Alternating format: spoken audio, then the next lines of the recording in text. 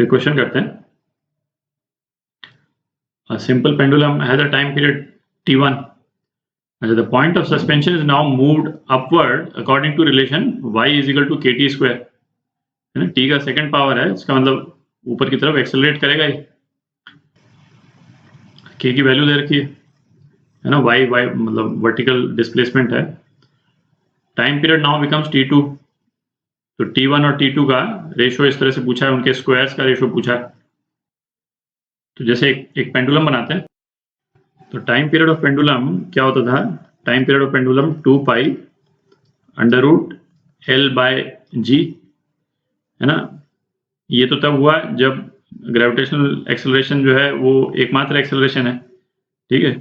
अच्छा, यदि pendulum itself यदि मूव कर रहा हो, है ना, हॉरिजॉन्टली मूव कर रहा हो या वर्टिकली मूव कर रहा हो और एक्सेलरेट कर रहा हो, तो ये L अपॉन जी की जगह L अपॉन जी इफेक्टिव अपन यूज करते हैं। जी इफेक्टिव को पता करने का बेस्ट तरीका क्या हुआ?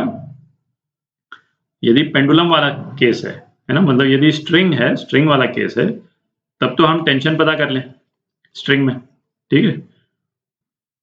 और टेंशन का जो एक्सप्रेशन है उसको मास के साथ में, है ना, एक टर्म आएगी और ये जो भी टर्म आएगी वो आपकी जी इफेक्टिव होगी, ठीक है। अच्छा, ये टेंशन तो वो वाला केस हुआ जब किसी स्ट्रिंग के साथ में, है ना, कोई मास जो है वो अटैच्ड है। पर यदि कोई प्लेटफॉर्म है ना, और प्लेटफॉर्म मूव कर रहा है और एक्सेलरेट कर रहा है, तो जी इफेक्टिव पता करने का बेस्ट तरीका क्या हो गया?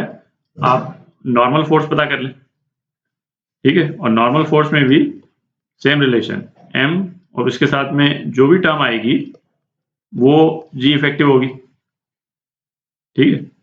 तो इस वाले केस में क्या है?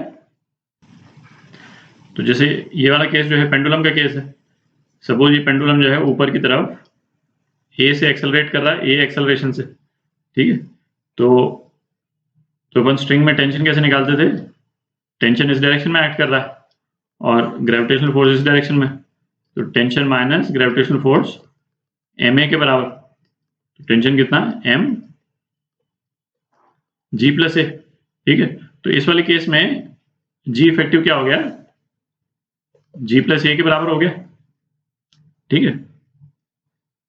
तो यहाँ पे अपने को क्या दिया हुआ है?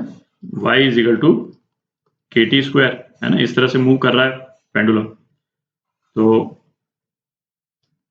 dy बाई dt ये 2kt के बराबर हुआ और d2y बाई dt स्क्वायर ये एक्सेलरेशन हो गया, है ना, पेंडुलम का। ये कितना हो गया? 2k के बराबर हो गया और k की वैल्यू दे रखी है 1, तो एक्सेलरेशन कितना आ गया? 2 मीटर पर सेकेंड स्क्वायर, ठीक। तो g इफेक्टिव कितना हो गया? g प्लस ए, और ये हो गया आपका 10 plus 2 is equal to 12 metre per second square, ठीक। अब t1 t2 निकाल लेते हैं। t1 जो है वो कितना हो जाएगा? 2 pi under root L by g, और t2 जो है वो 2 pi under root L by g effective. तो t1 square by t2 square ये कितना हो जाएगा? g इफेक्टिव बाय g, और ये हो गया 12 बाय 10, तो कितना आ गया? 6 बाय 5, है ना। तो ये आपका आंसर 6 बाय 5, है ना, t1 square by t2 square. तो ये पार्ट ये करेक्ट है।